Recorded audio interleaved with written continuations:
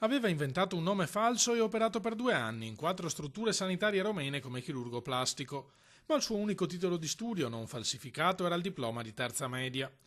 Matteo Politi, veneziano di 39 anni, aveva scelto la Romania per crearsi dal nulla una nuova identità dopo alcuni guai con la giustizia italiana.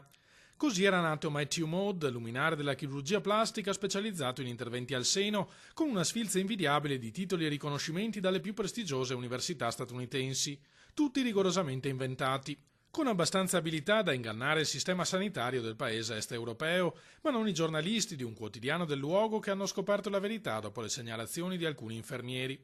Il presunto chirurgo ignorava infatti le più elementari regole della sala operatoria. Sconosciuto in Romania, Politi era invece notissimo a Verona, dove nel 2011 aveva patteggiato una pena di 1 anno e mezzo per aver sottratto l'identità a un vero medico, riuscendo a esercitare abusivamente la ben retribuita professione. A scoprirlo la polizia municipale del comune scaligero.